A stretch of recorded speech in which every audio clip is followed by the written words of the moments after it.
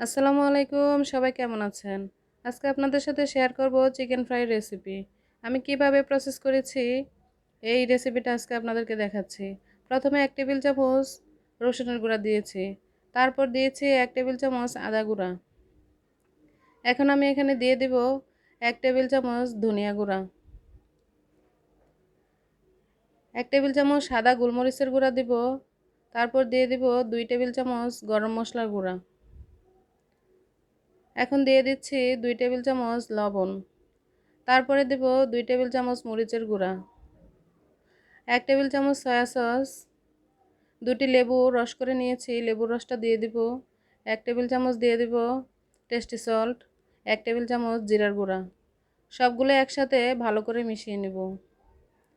এখানে আমি মুরগি কেটে ধুয়ে রেখেছি। মুরগির মাঝখান দিয়ে একটু কেটে কেটে নিয়েছি, তা না হলে মশলা ঢুকবে না। এখানে আমি 5.5 কেজি মোট 3টি মুরগি নিয়েছি। সবগুলো পিস দিয়ে দিব। তারপরে হাতের সাহায্যে ভালোভাবে মশলাটা মিশিয়ে নেব। মশলা অবশ্যই ভালো করে মেশাতে হবে, না হলে মশলা ভিতরে ঢুকবে না। আমি রেস্টে রেখে দিব আধা ঘন্টা অথবা 1 ঘন্টা।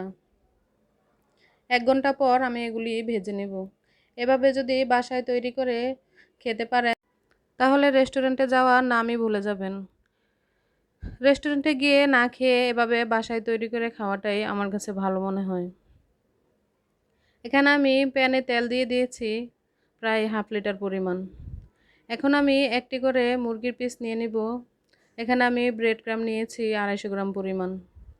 প্রত্যেকটা মুরগির পিস ব্রেড ক্রামে দিয়ে দিব, চেপে চেপে ব্রেড ক্রাম ভালো করে লাগিয়ে নিব। ব্রেড ক্রাম লাগানো হয়ে গেলে তারপর আমি মুরগি দিয়ে দিব তেলের মধ্যে। এভাবে আমি উল্টে পাল্টে ভেজে নিব একটু সময় নিয়ে। চুলার আঁচটা অবশ্যই বাড়ানো যাবে না, একদম মিডিয়াম হিটে রেখে অথবা লো হিটের একটু বেশি তাপমাত্রায় রেখে ভাজতে হবে। যদি হাই হিটে রেখে ভাজতে যায় তাহলে পুড়ে যাবে, ভিতর থেকে সিদ্ধ হবে না। এজন্য অবশ্যই চুলার আঁচটা কী আঁচে আছে খেয়াল করতে হবে। এবার আমি উল্টে পাল্টে ভাজা শেষ হয়ে গেলে নামিয়ে নেব। নামানোর পর আমি এটাকে পরিবেশন করব। এখানে আমি আবার রুটি তৈরি করার একটি ডো বানিয়ে নিচ্ছি। বাহির থেকে আজকে কোনো কিছুই কিনে খাবো না, সব কিছুই ঘরে তৈরি করব। তাই আমি নান রুটি বানানোর জন্য এখানে রেডি করে নিচ্ছি সব কিছু। এই ডোটা তৈরি করতে আমি এখানে ইস্ট ব্যবহার করেছি, লবণ ব্যবহার করেছি, তারপরে ব্যবহার করেছি বেকিং সোডা এবং বেকিং পাউডার। রুটিটা আমি অফ ক্যামেরায় বানিয়ে নিয়েছি, দেখানোর সুযোগ হয়নি। আমার সবগুলো রান্না কমপ্লিট হয়ে গেছে। আল্লাহ হাফেজ।